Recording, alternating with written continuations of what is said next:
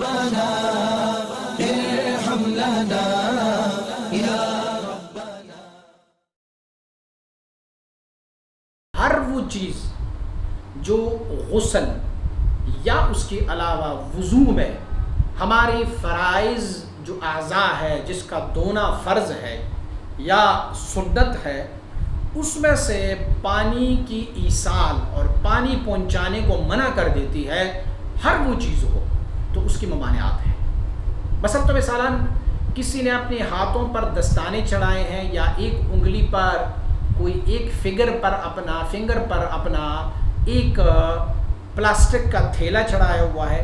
یا اسی طرح آج کل ہمارے ہاں ایلفی ڈالی ہوگی، یا ہر وہ چیز جو پانی کو جلد تک پہنچانے میں منع کرتی ہے، جلد تک پانی کو نہیں جانے دیتے، ہر وہ چیز اگر ہو تو جو خاتون نماز پڑھتی ہے تو ان کے لیے وہ ناجائز ہے۔ آتے ہیں نیل پالش کی طرف،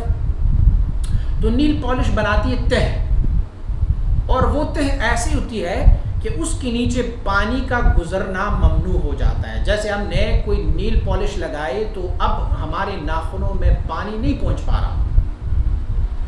تو اب کیا ہوگا؟ چونکہ فَاغْسِلُوا وُجُوهَكُمْ وَأَيْدِيَكُمْ إِلَى الْمَرَافِقِ، وضو میں جو ہے یہ ہاتھوں کا دھونا فرائض میں سے ہے،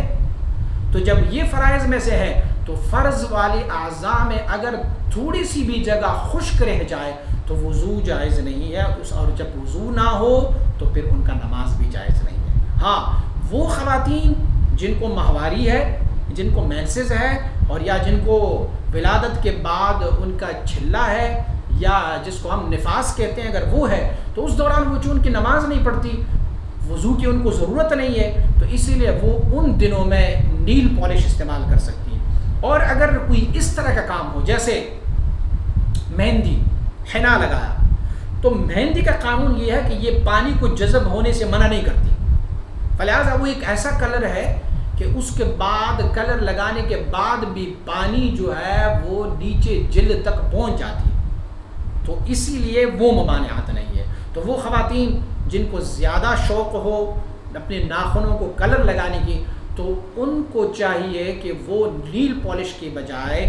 وہ مہندی کا استعمال کریں۔ اور اس میں سے ایک حدیث شریف بھی ہے، حضور نبی اکرم صلی اللہ علیہ وسلم بارک نے ایک خاتون کے ہاتھ کو پردے کے نیچے سے دیکھا،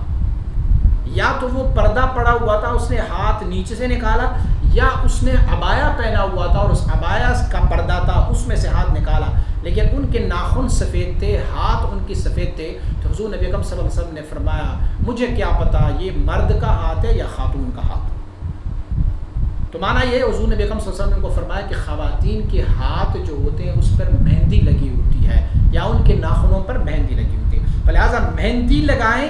تاکہ پانی جو ہے وہ آپ کی جلد تک پہنچ جائے۔ ہاں، جن خواتین کے مینسز ہو، جن خواتین کو نفاس ہو، تو پھر وہ اس دوران مینسز کے دوران اور نفاس کے دوران نیل پالش لگا سکتی ہے، کیونکہ اس وقت اس نے نہ وضو کرنا ہوتا ہے اور نہ پھر اس نے نماز پڑھنی ہوتی ہے۔ اس کے علاوہ اگر نیل پالش لگائیں گے تو آپ خود دیکھ سکتے ہیں کہ نیل پالش ایک تہ بنا دیتی ہے، اور تہ کے نیچے جو ہے وہ پانی جذب نہیں ہو رہا، فلہٰذا یہ ہاتھ دھونے پر وضو میں فرض ہے، غسل میں بھی فرض ہے، تو جب پانی نہیں پہنچے گی تو وضو نہیں ہوگا، غسل نہیں ہوگی، اور جب وضو نہ ہو اور غسل نہ ہو تو پھر نماز بھی